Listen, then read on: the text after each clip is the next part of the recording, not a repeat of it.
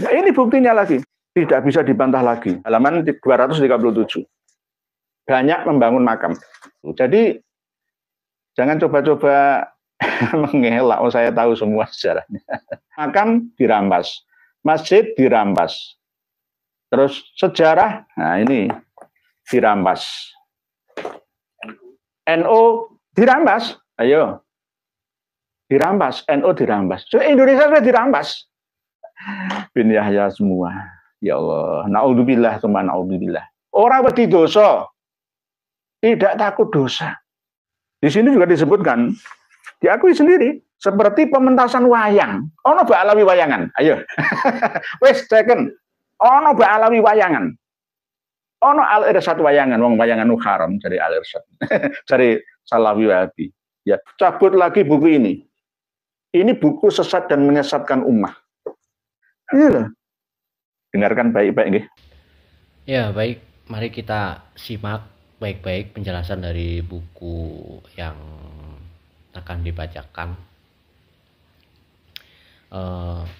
Dengarkan sampai habis ya, biar tidak gagal paham teman-teman. Oke. Islam Nusantara adalah ajaran Islam yang dibawa ke Nusantara oleh para ulama dari kalangan Ahlul Bait, keturunan baginda Nabi Shallallahu Alaihi Wasallam yang berasal dari ajaran Imam Ahmad Al-Muhajir bin Isa. Iki Wali Songo, dudu Pak Alawi, tapi diakui Pak Alawi iki lho, ngene iki lho jenenge. Jin Wali dari Tarim. Suatu ketika Maulana Habib Lutfi bin Yahya bercerita, dulu di Pekalongan ada seorang syarifah bernama Zainah Al-Jilani. Dia kemasukan jin. Aku mau keluar, namun bila yang mengobati dan mengeluarkanku itu Maulana Habib Lutfi bin Yahya. Nanti kalau ini digugat, nanti pasti akan ngeles. Yang ngarang kan bukan saya itu. Mengulas beberapa buku, diantaranya adalah buku Cahaya dari Nusantara. Berikut juga adanya buku Walisana yang sudah berumur 500 tahunan. Nanti secara sekilas kita juga akan mengkajinya agar kita tidak terjebak dengan desas-desus pemahaman ulama atau kiai-kiai kita yang tidak percaya bahwa Wali Songo itu adalah dzurriyyah Nabi kita Muhammad Shallallahu Alaihi Wasallam. Nah ini perlu diluruskan semua. Karena buku ini, Cahaya dari Nusantara ini bukan tulisan langsung tangan beliau, Kang Mas Habib Lutfi bin Yahya, tapi menyewa orang lain, tangan kanannya, yakni Habib Muhdor Ahmad Assegaf. Jangan kalau melihat dia itu, ya sono bengkosan itu, yang membela, yang pernah keluar-keluar menantang kita itu. Nanti kalau ini digugat, nanti pasti akan ngeles. Yang ngarang kan bukan saya itu. Sama seperti itu nanti. Misalkan ngampel, maka Mbah Said Ali Rahmat ngampel Dento digugat, saya gugat, ya, atas instruksi dari Habib Lutfi, tapi yang melaksanakan ya kiai-kiai bawahannya. Sama saja nanti kalau kita gugat beliau ya nggak kena. Siapa yang bilang? Yang saya nggak ikut itu renovasi itu. Itu kan kiai-kiai pengurus-pengurus makam Sunan Ampel sendiri kan begitu.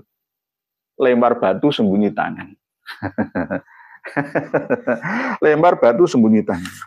Ini saya buka halaman 163 dulu. Gak kelihatan guys. Pokoknya saya jujur, saya sampaikan apa adanya. Islam di Nusantara. Tema Islam Nusantara yang diusung dalam Muktamar NU ke-33 di Jombang pada tanggal 1 Agustus 2015. Memicu maraknya perdebatan pro dan kontra, hingga muncul asumsi dan tuduhan sebagai Islam yang anti-Arab. Bertentangan dengan syariat Islam hanya milik satu golongan saja, identik dengan Islam kejawen, dan bahkan ada yang menuduhnya sebagai kedok untuk merusak tatanan moral agama. Maka Ketua PBNU waktu itu, Kiai Haji Said Agil Siraj, membantahnya dengan tegas dan mengatakan bahwa Islam Nusantara bukanlah agama baru dan bukan pula aliran baru. Islam Nusantara adalah pemikiran yang berlandaskan pada sejarah Islam yang masuk ke Indonesia yang tidak melalui peperangan, tetapi melalui kompromi terhadap budaya. Demikian pula dengan Maulana Habib Lutfi bin Yahya yang menjabat sebagai Mustasyar PBNU, juga ikut angkat suara dan membantah fitnah dan tuduhan miring tersebut. Beliau mengatakan, dengarkan baik-baik. Islam Nusantara adalah ajaran Islam yang dibawa ke Nusantara oleh para ulama dari kalangan Ahlul Bait, keturunan baginda Nabi Shallallahu Alaihi Wasallam yang berasal dari ajaran Imam Ahmad Al-Muhajir bin Isa bin Muhammad bin Ali Al-Uraidi bin Ja'far Shadiq bin Muhammad Al-Bakir bin Ali Zainal Abidin bin Sayyidina Husain bin Ali bin Abi Thalib. Ini loh, ini mengecoh kita. Dan para pengikut Torekoh yang biat di sana, ya percaya saja. Bahkan sekelas Les Bumi pada waktu itu 2022 yang lalu, yo percaya 100% apa yang dikatakan ini percaya isinya. Jadi ajaran Islam Nusantara ini dibawa oleh kalangan Ahlul Bait dari keturunan Imam Ahmad Al-Muhajir, Ahmad Al-Abah, Ahmad An-Nafat yang kita bahas selama ini tuh. Ya Habib, ya pasti Habib. Habib. Imam Ahmad Al-Muhajir semenjak abad ke-7 Hijriah. Dasarnya dari mana? Ini loh, kalau nggak percaya. Imam Ahmad Al-Muhajir semenjak abad 7 Hijriah lah. Wong Imam Ahmad Al-Muhajir itu wafatnya tahun 345 Hijriah. Abad 4 itu sudah meninggal dunia. Kok mulai abad 7 Hijriah di Hadramaut Yaman menganut paham Syafi'i, mazhab Syafi'i, ngapusi. Ngapusi.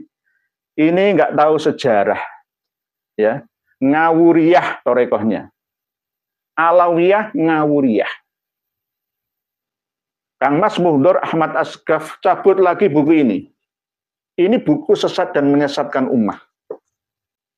Imam Ahmad Al-Muhajir semenjak abad ke-7 Hijriah di Hadramaut Yaman.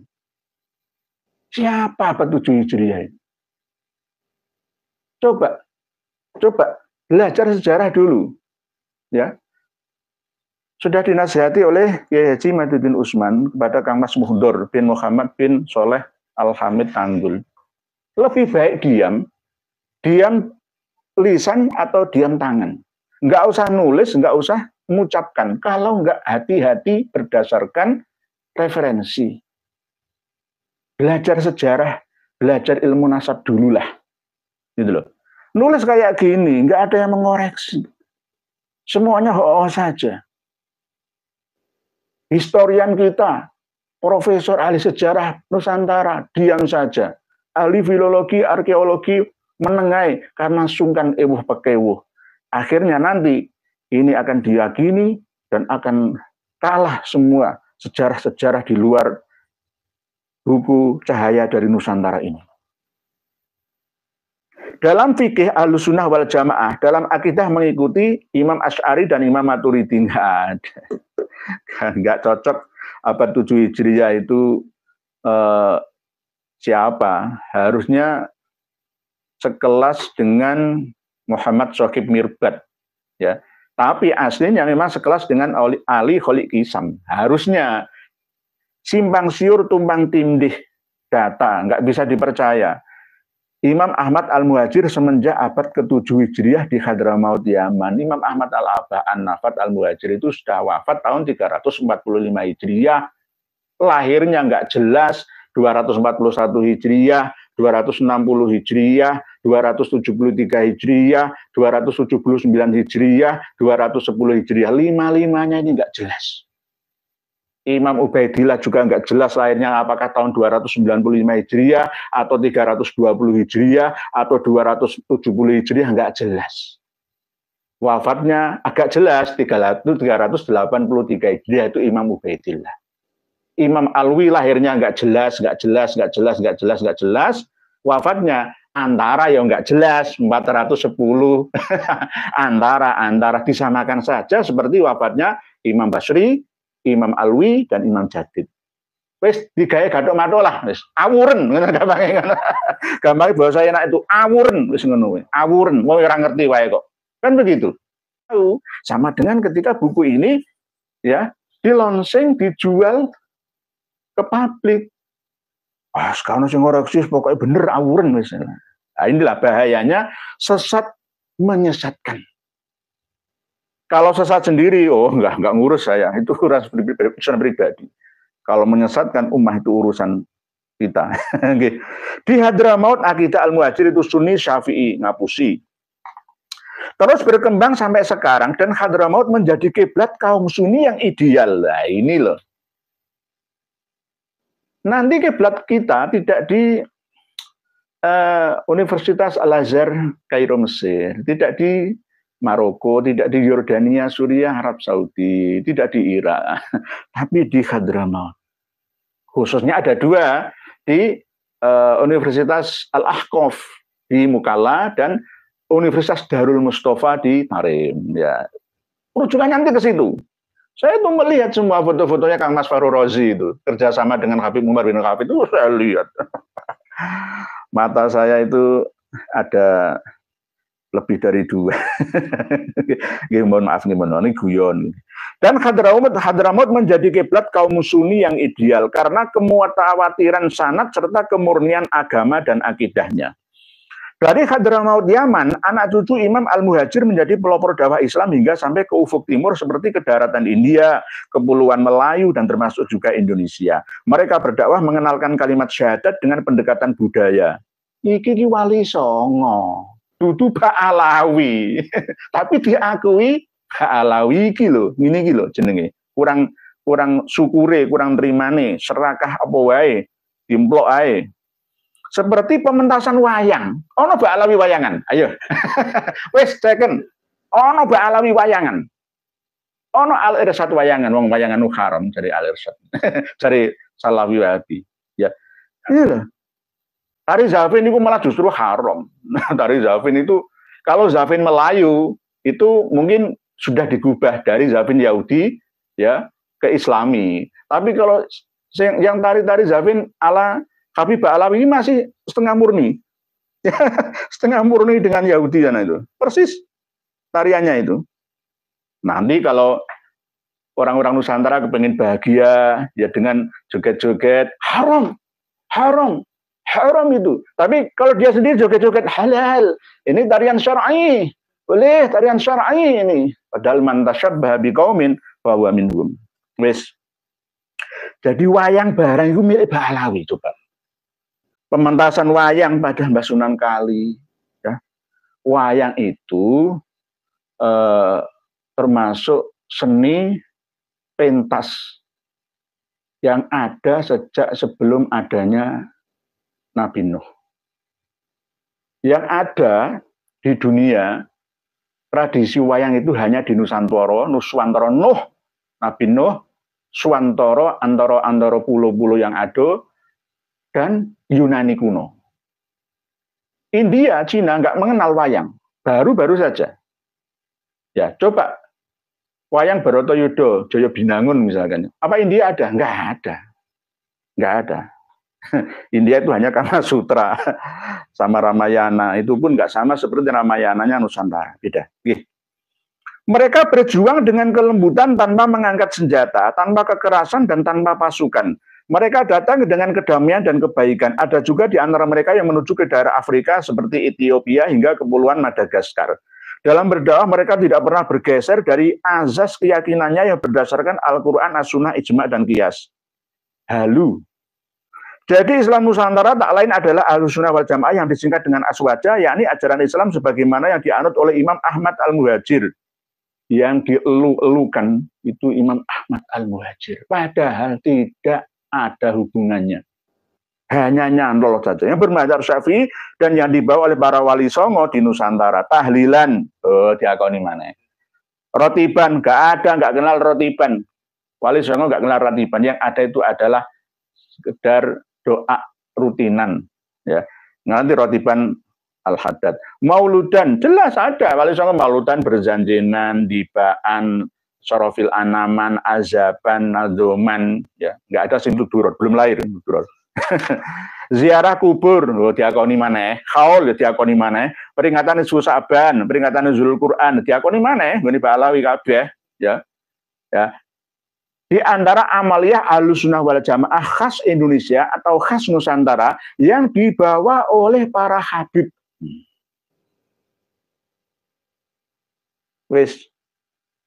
Ini kalau saya teruskan ke sini nanti lebih panjang lagi. Tidak hanya ini saja. Wah, termasuk makam-makam itu. Makam-makam. Di sini juga disebutkan, diakui sendiri. Seperti KRT Sumodiningrat antara Lampir Kidul Semarang dan Jejeran Bantul Yogyakarta itu. Ya, ini buktinya lagi. Bukti yang sangat-sangat tidak bisa dibantah lagi. Banyak membangun makam. Nah, ini halaman 237. Banyak membangun makam. Nek makam pahlawan ini apa-apa aslinya nggih, di tempat TMP, Taman Makam Pahlawan setiap kabupaten kan ada itu. Bangun nggak apa-apa.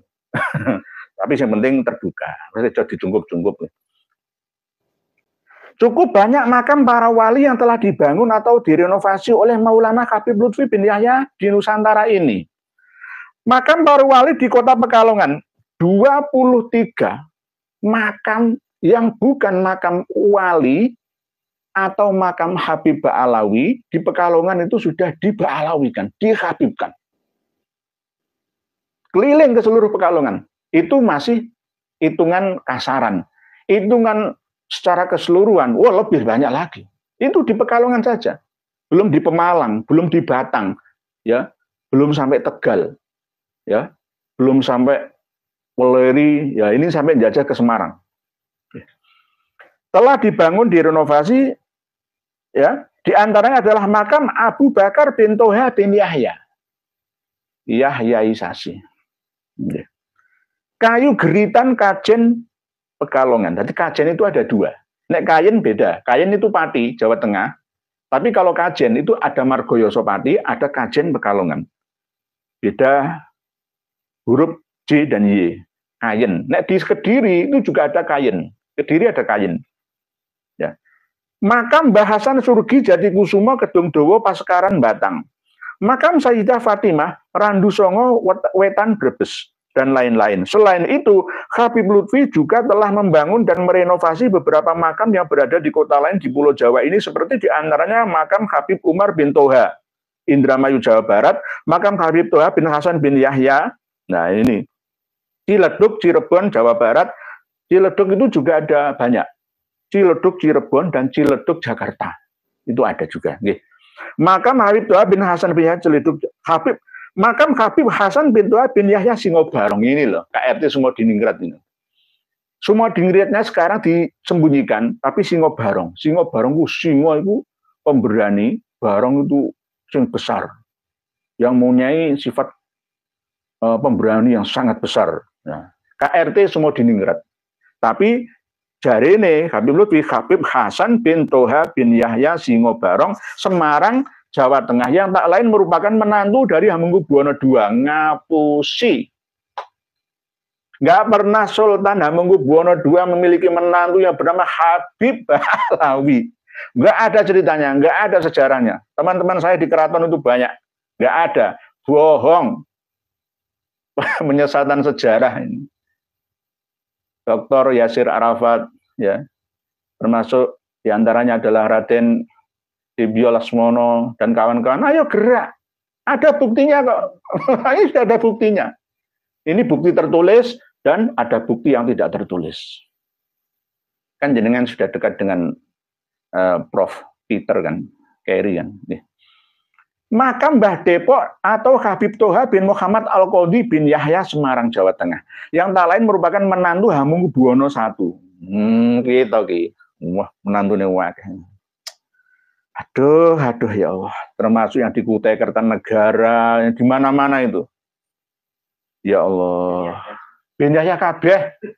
Saya mungkin kalau nggak diperjuangkan sekarang ya mungkin KRT Nur Edia Adinegoro bin Yahya. Nanti kalau saya mati. Bin Yahya semua. Ya Allah, naudzubillah tsumma naudzubillah. Ora wedi dosa. Tidak takut dosa. Dosa sendiri mungkin masih ada harapan diampuni. Kalau dosa yang ditinggalkan dalam jejak jariyahnya, naudzubillah tsumma naudzubillah. Ya Allah, takut. Menakutkan. Dosa jariyah itu sampai mati masih dikirimi terus dosanya. Enggak pahala jariyah, enak lah pahala jariyah. Dosa.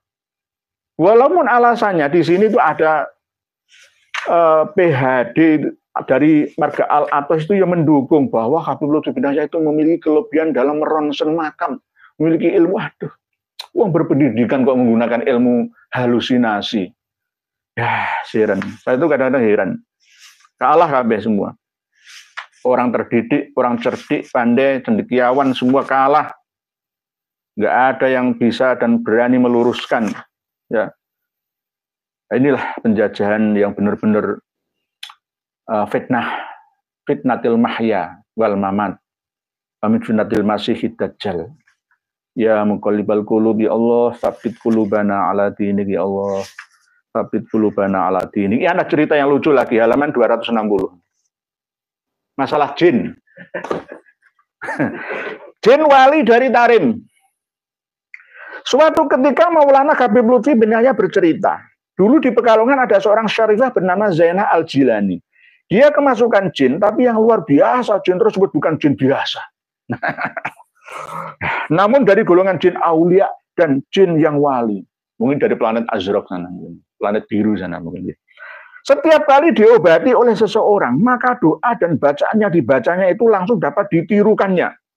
Karena dia juga hafal doa dan bacaan tersebut. Bahkan ternyata jin tersebut hafal kitab Afdolus Sholawat karya Syekh Al-Imam Yusuf An-Nabhani.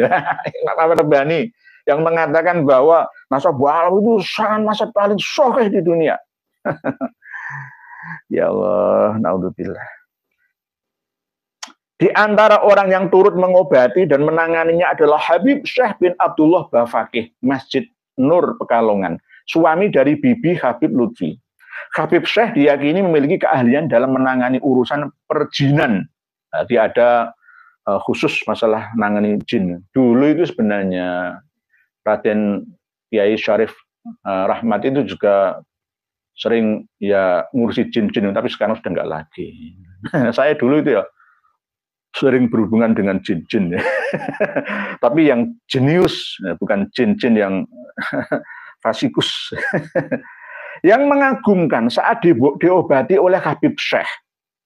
Jin tersebut berkata kepadanya, gini, jin ini ngomong ini loh. Aku mau keluar, namun bila yang mengobati dan mengeluarkanku itu Maulana Habib Lutfi bin Yahya. Ini namanya memuji-muji dirinya sendiri melalui tulisan dan lisan orang lain.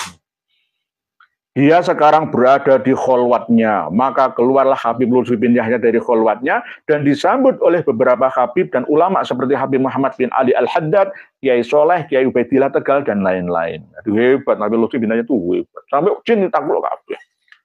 Jin Azra bisa ngomong-ngomong karo sembuar. Gak masuk. Ini jelas ngalem ya, termasuk ngalem itu bahasa Indonesia itu memuji yang berlebihan, gulu. Tangan kanan khodamnya istilahnya, pelayannya Habib Lutfi bin Yahya ini, Habib Muhdor. Tadi ada dua, Muhdor bin Muhammad bin Soleh Al-Hamid. Nah, ini Muhdor Ahmad As-Segaf. Hati-hati. Marga As-Segaf itu kita harus hati-hati. Pengumuman untuk masyarakat Kebun Agung Purworejo Pasuruan. Masjid Kebun Agung, Masjid As-Segaf yang dulunya itu namanya Musola Turba namanya. Itu dulu yang merintis adalah Pangeran Niti Adiningrat, Adipati Pasuruan. Anaknya Sultan Pakubuwono ke-2 gitu. Termasuk Masjid Al-Anwar Kota Pasuruan juga itu dulu yang merintis adalah Mbah Yai Hasan alias Mbah Melajah ya. Dan Pangeran Niti Adiningrat.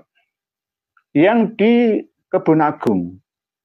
Dulu itu ada seorang perantauan Habib dari Seun, Yaman sana, Hadramaut. Ya, numpang di situlah ya.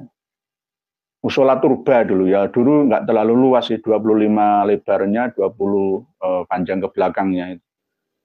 Terus akhirnya dialih fungsikan setelah Habib Alwi bin Segaf Assegaf dari Seun sana. Ya dulunya ya sering ngaji-ngaji di situ, terus akhirnya meninggal dimakamkan di belakangnya bersama dengan Kiai Haji Yasin. Tahun 1985 mulai ada pengurusan wakaf dan dialih nadirkan akhirnya tahun 2010 ya dirubah menjadi masjid untuk mengikuti nama Habib Alwi bin Segaf Assegaf. Akhirnya dibuatlah nama Masjid Assegaf. Tapi masyarakat di situ belum curiga. Oh, nggak apa-apa kan, di belakangnya ada makam Habib ya. Termasuk orang-orang situ yang menghormati, kan belum tahu sih. Belum tahu kalau marga Assegaf, Habib Alawi itu bukan keturunan Kanjeng Nabi, belum tahu. Masih husnudzon. Ya, bahkan sampai sekarang sudah banyak yang tahu ini. Menghubungi saya. Banyak yang menghubungi saya. Lalu, benar. Setelah sukses ya, merantau Habib Alwi bin Segaf Assegaf di daerah Purworejo, kecamatan itu ya, Bonagung itu akhirnya dimakamkan di belakangnya. Lalu ayahnya Habib Taufik belum lahir, yang bernama Habib Abdul Qadir bin Segaf Assegaf, katanya itu masih ada hubungan ya, masih ada hubungan saudara. Padahal ketika saya lacak di buku-buku silsilah Abah Buyut marga Assegaf itu nggak masuk, tapi coba di pas-pas no dewe itu. Nyusul beliau Habib Abdul Qadir itu lahirnya 1320 Hijriah di Seun sana, Hadramaut. Tadi ayahnya, abahnya Habib Taufik yang ketua Rabitul Alawi itu asli kelahiran Hadramaut sana. Lalu karena mendengar kabar kesuksesan marga teman-temannya, saudaranya nyusul ke Pasuruan, jujuk dulu ke Betawi atau Batavia. Lalu sampai ke Surabaya, Pekalongan, Surabaya, sampai ke Pasuruan. Mengikuti leluhurnya. Nah, masih muda, Habib Abdul Qadir itu. Nah, pada waktu itu jujukannya pertama kali di daerah Pasuruan Kota ke Habib Ja'far Syekhon Assegaf yang dimakamkan di belakang Masjid Al-Anwar, Pasuruan Kota, alun-alun itu. Ya, itu Habib Ja'far Syekhon. Mbah Hamid juga, sebelahnya Mbah Hamid. Sebelah, masih ke sananya. Nah, di situ kembali ke Masjid Assegaf. Akhirnya dikuasailah Masjid Assegaf itu oleh Habib Taufik. Mohon maaf. Semua pengurus orang asli situ ditendang semua. Akhirnya murni Masjid Assegaf. Kebun Agung. Tak mirip Habib, orang-orang yang dulunya pernah mendirikan pertama kali ngerintis itu gak kanggo wis, gak kanggo. Nah inilah caranya itu seperti itu. Ya, ini kan kita harus waspada. Masjid direbut pertama kali namanya Assegaf. Lalu milik benar-benar Assegaf. Ya. Sama seperti kota. Hall Gresik. Pertama kan begitu. Nanti Syekh Maulana Malik Ibrahim pudar. Mbah Sunan Giri hilang. Berarti yang murni Sohib Gresik waliullah itu adalah Habib Abu Bakar bin Muhammad Assegaf. Assegaf mana? Ya. Sampai sekarang ketua ya Partai Komunis Sosialis Yaman Selatan itu ya Abdurrahman Assegaf. Sampai sekarang ya. Sampai sekarang. Tapi masih ada anget-anget sama Yaman Utara. Nah, kembali ke Masjid Assegaf, Kebun Agung, Purworejo, Pasuruan. Kalau nggak percaya, tanyakan. Saya langsung ke sana. Oh, saya ngatakan kayak gini itu ya berdasarkan penelitian. Orang-orang sana ya sholat ya boleh, tapi pengelolaan semua dikuasai oleh Habib Taufik bin Abdul Qadir. Nah, Habib Abdul Qadir, ayahnya Habib Taufik itu pernah menikah di Jakarta, tapi nggak kerasan hidup di Betawi. Akhirnya kembali ke Pasuruan di mantu Habib Ja'far Syekhon Assegaf. Nah, lalu nanti suatu saat juga Masjid Al-Anwar, ya. Karena di belakangnya ada mbah mertua lah, ya. Kan mertuanya Habib Abdul Qadir bin Husain Assegaf. Mertuanya. Nah, itu lalu Habib Abdul Qadir bin Husain Assegaf mendapatkan putrinya Habib Ja'far Syekhon Assegaf, mempunyai anak, ada yang mengatakan 7, ada yang mengatakan 5. Kalau 5 itu yang 3 laki-laki, termasuk Habib Taufik itu. Nah, sampai sekarang seperti itu. Jadi jangan coba-coba mengelak. Saya tahu semua sejarahnya. Oleh sebab itu waspadalah. Makam dirampas, masjid dirampas, terus sejarah, nah ini dirampas, NU dirampas, ayo. Dirampas, NU dirampas. So, Indonesia sudah dirampas. Indonesia dirampas. Kalau nggak percaya, kalau kita diam saja, kalau nggak percaya silahkan olok-olok saya, bully saya. Kalau seandainya kita nggak berjuang, nggak berjuang. Inilah pentingnya kita belajar sejarah supaya tidak dikibuli oleh orang-orang yang mengaku ahli sejarah, tetapi salah kaprah. Jadinya menyesatkan ummah dan masyarakat. Contohnya adalah buku Cahaya dari Nusantara ini. Ini buku yang saya boleh katakan buku yang menyesatkan. Buku yang menyesatkan. Tidak ada dasar pijaan sejarahnya, tidak ada khattun nasabah dan khattul mu'arrikhin, itu enggak ada. Ngarang-ngarang sendiri berdasarkan mimpi, berdasarkan halusinasi, mungkin juga malihulia. Seperti malihulianya Habib Salim bin Jindan. Ini, kita akan bongkar di mana letak kesalahannya, banyak sekali. Dari sekian halaman buku yang ditulis oleh Mas Muhundor Ahmad Assegaf ini, hanya sekitar 20%-an yang akurat berdasarkan data. Dan herannya nggak ada yang berani mengingatkannya. Padahal buku Cahaya dari Nusantara ini diterbitkan oleh Abna Seiwun, penerbit Abna Seiwun, Jalan Kiai Haji Samanhudi 15 RT 5 RW 6 Pemalang Jawa Tengah, kerjasama dengan Anam Pustaka, penerbit Anom Pustaka, Perumahan Gowasari Jalan Abiyasa 7 Yogyakarta. Ini kerjasama dengan yayasannya Habib Lutfi bin Yahya, yakni Majelis Taklim Darul Hasyimi sana. Ini sudah diedarkan, dimiliki oleh kebanyakan para pengikut Thorekoh, mursyid yang berbai'ah dengan Kang Mas Habib Lutfi bin Yahya. Dan bahkan tanggal 30 kemarin, di Pondok Pesantren Lirboyo Kediri, itu ada ijazah kubro. Dalailul khairat semua. Siapa yang mengijazahi? Habib Lutfi bin Yahya. Habib Lutfi bin Yahya. Sungguh-sungguh sangat berbahaya, tapi anehnya kiai-kiai kita tidak waspada. Kiai-kiai kita hanya melihat dohirnya saja. Tidak mampu menganalisa dengan basirohnya. Hanya sekedar lahiriahnya saja. Dengan ilmu yang terlihat mata. Ini saya perlihatkan, saya dikirim kawan saya dari Lirboyo, bahwa kemarin itu ada ijazah kubro. Padahal beliau sebenarnya, Habib Lutfi bin Yahya itu tidak berhak untuk menyandang sebagai mursyid Thorekoh Syadziliyah. Yang terkenal saat ini Thariqah Syadziliyah itu dipegang oleh Paraan, Temanggung.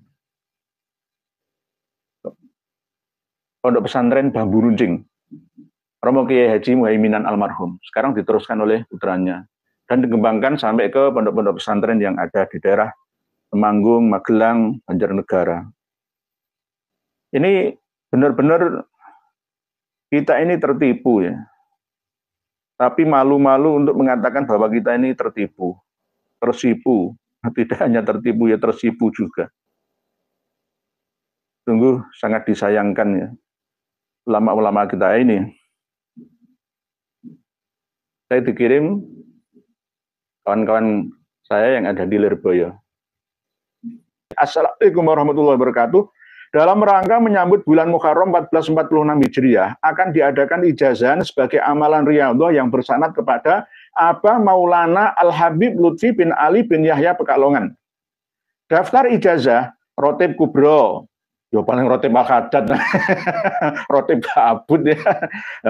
Ini pondok pesantren Lirboyo ini. Rotib Kubro, Manakib Tanwirul Ma'ali, Manakib Nurul Burhan ya, Manakib Syaikhul Qadir Jailani. Sholawat Khomsah, Sholawat Ibrahimiyah, Dalailul Quran, Jalbur Rizki, Puasa Dawud. Tanggal dan waktu Ahad pagi pukul 9 WIB, selesai tanggal 30 Juni 2024. Tempat Aula Al-Mu'tamar Lirboyo. Ijazah dibuka untuk masyarakat umum putra dan putri. Ijazah tidak diperuntukkan santri yang masih belajar di pesantren. Tapi tempatnya di pesantren. Ini sama saja. Sekelas Lirboyo sudah dikangkangi, dikuasai seperti ini. Bahaya atau tidak kawan? Bahaya atau tidak saudari? Berbahaya. Pondok pesantren besar sudah dikuangkangi semua. Mau apa? Wong memang di sana sudah banyak mantu-mantu dari Habib Alawi. Ini kenyataan, bukan atas dasar kebencian. Untuk membangkitkan kewaspadaan. Kita ini kewalahan, bentengi. Ya. Para pengikut atribut Dajjalun Kadzabun. Ya. Di sisi yang lain kami diserang dari belakang, iri, dengki, pembenci, rasis dan lain sebagainya. Coba, kalau kita diam maka Indonesia tidak akan memiliki arti apapun dibandingkan dalam persaingan dengan negara-negara lain di dunia ini. Kalau di zaman sekarang masih saja bergelut dalam dunia spiritual yang justru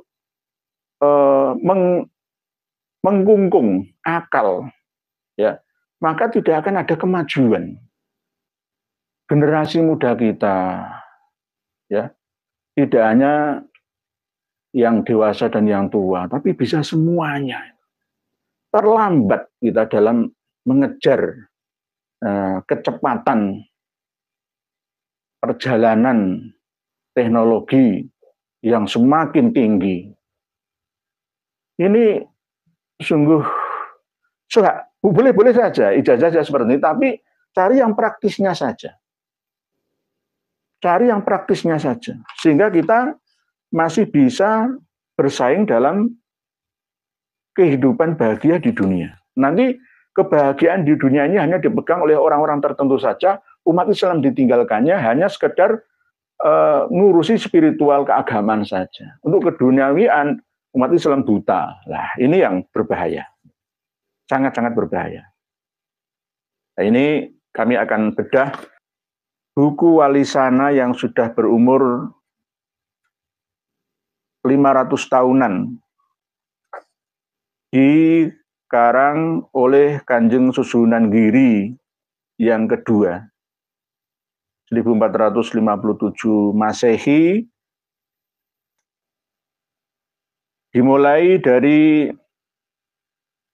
Syekh Maulana Ibrahim As-Samarqandi yang sudah tidak bisa digugat lagi, diarahkan ke Ba'alawi.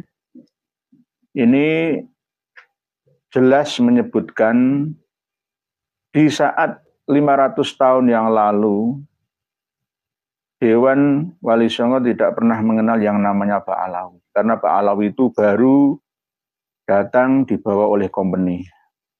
Tidak ada hubungannya antara pejuang yang membawa simbol ajaran keagamaan, khususnya agama Islam ke Nusantara ini yang berasal dari Hadrami. Tapi sebaliknya berasal dari campuran antara Iraki, Campa, Samarkandi, dan bahkan dari Makkah wal Madinah, dari Jazirah Arabia, begitu juga sebagian juga berasal dari Iran. Kalau ada ustadz, guru atau kiai kita yang menyampaikan bahwa 165 kiai pada tahun 1962 sudah berkumpul bersama di pesantren Sidogiri sana, lalu memutuskannya bahwa nasab Wali Songo yang ada di Nuswantara ini fix ke Ba'alawi. Jangan percaya. Jangan percaya, itu ulah Habib Alwi bin Thohir Al-Haddad, Mufti Johor Malaysia itu, yang memang sudah menancapkan kekuatannya untuk menghegemoni Indonesia atau Nusantara sejak didirikannya Rabithah Al-Alawiyah dengan 31 doktrin-doktrinnya itu. Di antaranya mencaplok pesantren tertua ya di Nusantara, ya bukan tertua sih, termasuk tua ini, termasuk tua. Pesantren Sidogiri yang didirikan oleh Sayyid Sulaiman Asy-Syaibani Al-Idrisi Al-Qadiri Al-Hasani. Tapi sudah dimasuki ya, oleh para Habib Ba'alawi untuk dipecah konsentrasi supaya berkiblat ke Ba'alawi sampai ke para kiai. Sampai sekarang ini. Tidak hanya pesantren Sidogiri saja, pesantren-pesantren besar juga diinfiltrasi, dimasuki secara halus. Di antaranya adalah pesantren Al-Falah, Ploso Kediri, dan pesantren Dayatul Mubtadiin Lirboyo Kediri. Dan masih banyak pesantren-pesantren lainnya lagi di seluruh Nusantara ini. Nah, ini kita harus hati-hati, waspada. Jangan sampai terlena. Jika kita terlena, maka bahaya mengancam kita. Tidak ada kata setelah kita terlena terus akhirnya jaya, enggak ada. Pasti akan sengsara sampai anak turun generasi kita. Nah ini, dan sudah sering saya sampaikan bahwa bukan ahli nasab yang menyambungkan Wali Songo, Dewan Para Wali Nuswantara itu ke Ba'alawi, tetapi ahli sejarah yang mengira-ngira bahwa orang yang berwajah seperti Arab itu semuanya dari Hadramaut sana. Karena hanya sekedar asumsi, interpretasi ini, maka menjadi diyakini sampai sekarang ini, padahal tidak benar. Tidak benar. Saya akan nembang sinom yang dikarang 500 lebih tahun yang lalu, yang menandakan bahwa Syekh Maulana Ibrahim As-Samarkandi itu adalah memang terah Rasulullah. Terah Rasulullah. Sinom itu nadanya adalah ini bahasa Jawi Kawi kuno. Jadi terjemahan bahasa Indonesia adalah diceritakan bahwa Syekh Maulana Ibrahim As-Samarkandi itu memang datang mengelana ya dari Samarkand sana menuju ke Campa. Lalu berkeluarga di sana, memiliki anak, datang ke Jawa. Termasuk beliau adalah dzurriyyah Rasul kita. Terus lagi diteruskan pada bait-bait berikutnya yang berbentuk tembang. Ada sinom, ada dandang gulo, ada asmarandono, ini sebenarnya. Ini serat Wali Songo yang umurnya sudah lebih dari 5 abad. Sudah lebih dari 5 abad. Nanti kalau adu data, ini sudah salin ulang ya, salin ulang karena dulunya di kulit-kulit lembu, kijang gitu. Banyak yang sirna. Bahasanya tetap terjaga. Ini masih murni belum dialih bahasa ke Jawa sekarang terkini atau ke bahasa Melayu atau Indonesia. Atau bahkan Inggris atau Arab sana. Masih murni bahasa Jawa. Jadi jelas diterangkan di sini bahwa kuncinya itu di Syekh Maulana Ibrahim As-Samarkandi. Di antara ulama-ulama kita, sejarawan kita ini masih simpang siur dalam memahami siapa sebenarnya Syekh Maulana Malik Ibrahim Gresik dan Syekh Maulana Ibrahim As-Samarkandi. Sampai-sampai antara Romo Kiai Haji Mustafa Bisri, begitu juga dengan Mbah Abdul Fadl As-Senori, begitu juga beliau Romo Kiai Haji Saifuddin Zuhri, ketika mengarang buku-buku juga masih simpang siur. Belum bisa membedakan. Karena antara yang memiliki anak dari Raden Paku, atau Prabu Satmoto, atau Said Ainul Yakin, atau Pangeran Samudra, itu bukan Maulana Ishaq menurut Romo Kiai Haji Saifuddin Zuhri. Jadi masih simpang siur. Karena tidak berkiblat pada suluk atau serat walisana ini. Atau buku yang paling tua lagi, akhirnya hanya sekedar tutur tinular saja. Di Atlas Wali Songonya Romo Kiai Haji Agus Sunyoto juga kadang-kadang masih belum bisa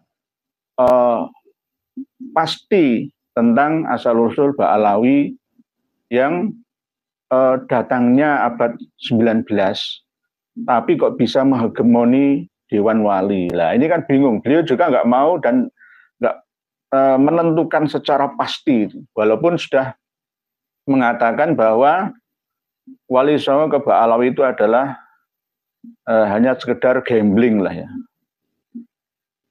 hanya sekedar perkiraan. Jadi buku dulu itu ya begini, tidak terlalu besar bentuk cetakannya. Ini tahun 90-an ya. Jadi ya begini ini. Saya sudah pelajari, tapi juga Romo Kiai Haji Saifuddin Zuhri juga kadang masih hanya sekedar referensi ketok tinular atau tutur tinular saja. Itu juga saya juga megang buku-buku kuno, Suluk Linglung, Sunan Kalijogo, Semaloyo, ya. Dan bahkan buku asli zaman Belanda dulu. Nggak usah jauh-jauh ke Leiden Belanda sana. Saya sudah memiliki semuanya. Ini tulisannya bahkan masih ono Coroko Doto Solo, Monggo Bodongo Bodojaya, Monggo Bodongo. Masih murni asli. Nah ini juga termasuk saya memiliki sejarah Raden Saleh yang asli. Bahasanya masih bahasa Melayu. Raden Saleh yang asli. Tapi masih ya, sudah banyak dibelok-belokkan oleh Habib Lutfi. Hikayat Almarhum Raden Saleh. Ini tahun 1914 Masehi. Saya masih punya ini. Pelukis itu loh, yang pelukis Raden Syarif Bustaman itu loh. Ya marganya ya bin Yahya menurut ahli sejarah, tapi beliau tidak mau dikasih marga Habib, Syarif, Sayyid, nggak mau. Raden, ya karena memang orang Jawa. Raden Saleh itu orang Jawa. Jadi nggak seperti sekarang, nggak doyan sama Syarif, Sayyid itu nggak mau. Apa meneh Habib, belas nggak doyan. Diuber-uber oleh Belanda, tapi pernah menikah di Belanda sana, tapi akhirnya menikah juga di Yogyakarta, dapat seorang perempuan bangsawan Keraton Jogja, ya 20 tahunan ya di Belanda, keliling dunia 5 negara pada waktu itu, masuk pergulaan Prancis itu juga ada di sana. Raden Saleh nanti ya melukis yang lukisan Pangeran Diponegoro waktu ditangkap, ya dijebak oleh Belanda, katanya rembukan, tapi ditafsiri oleh Belanda sebagai penyerahan diri. Jadi ada dua versi, ya Painimen dengan Raden Saleh. Kalau Raden Saleh masih membela kewibawaan Jawa, bahwa Pangeran Diponegoro waktu ditangkap, bukan ditangkap sih, dijebak itu memendam rasa marah. Berarti muarah. Beda dengan yang ahli lukis, dulu kan belum ada foto ya. Sebenarnya sudah ada foto loh ya, cuma kok kenapa nggak difoto? Ada foto, ya hitam putih jelas. Oh, mulai tahun 1850-an, 1840-an itu sudah ada foto sebenarnya. Listnya tapi mungkin nggak terawat, mungkin di Leiden sana ada. Pangeran Diponegoro. Jadi Sarip Bustaman atau Raden Saleh Sarip Bustaman itu katanya ada hubungan darah dengan Raden Ontowiryo Pangeran Diponegoro. Nah ini kan berkat otak-atik gathuk-mathuknya Kang Mas Habib Lutfi bin Yahya. Closing statement-nya bahwa kita harus waspada. Dan sekarang ini lebih waspada. Karena cara yang dibuat oleh para pencoleng agama itu sekarang polanya berbeda. Habib nanti akan migrasi ke Sayyid dan Syarif. Mungkin Ustadz juga. Tapi tetap marga belakangnya ada. Kita harus hati-hati. Kita tetap tidak membenci. Sekali lagi, tolong yang melihat saya dari kalangan Habib Alawi, saya tidak membenci jenengan secara pribadi, secara manusiawi enggak. Tapi secara keumatan, karakteristik panjenengan itu rubahlah. Ayo berakhlakul karimah.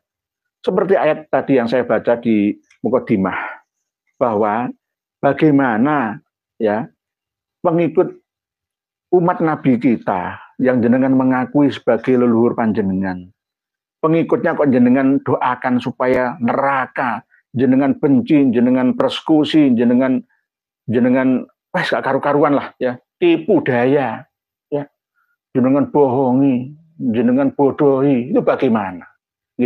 Jangan seperti itu. Khususnya untuk pengarang buku Cahaya dari Nusantara, Maulana Habib Lutfi bin Yahya, catatan kekaguman dan kecintaan seorang santri dari Kang Mas Mundur Ahmad Assegaf. Apakah jenengan kerjasama dengan Hani Assegaf? Hani Assegaf, ya, yang kerjasama dengan Yahudi? Ayo.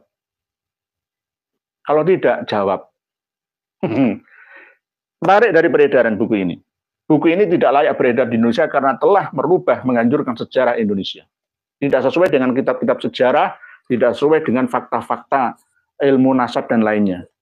Melukai hati kita. Coba ini bedah, kapan-kapan bedah lagi. Masih banyak ini saatnya ini saya bedah sehari semalam nggak rampung. Saking banyak salahnya. Bahtera Nabi Nujin Wali sebagainya, naudzubillah, naudzubillah, tidak berkualitas. Demikian pertemuan kita malam hari ini, semoga membawa banyak manfaat bagi kita semua. Mohon dimaafkan jika ada ucapan saya yang kurang berkenan kepada siapa saja. Al-insan mahalul khata' wa nisyan. Saya tempatnya salah dan lupa. Astagfirullahaladzim, astagfirullahaladzim, astagfirullahaladzim. Wallahu a'lamu bis-shawab wal afu minkum. Wassalamualaikum warahmatullahi wabarakatuh. Ya, jadi seperti itu ya penjelasan dari Bapak Kiai Ihya, bahwa betapa pentingnya kejelian, ketelitian kita dalam belajar suatu ilmu apa saja ya, artinya kita koreksi dulu sumbernya dari mana ya, dan dapat dipercaya apa enggak kayak gitu ya. Ya mungkin sekian. Buat tanggapan teman-teman silahkan tulis saja di kolom komentar. Terima kasih yang sudah menyaksikan. Ini juga ilmu, mudah-mudahan menjadi ilmu yang bermanfaat untuk kita semua. Amin. Assalamualaikum warahmatullahi wabarakatuh.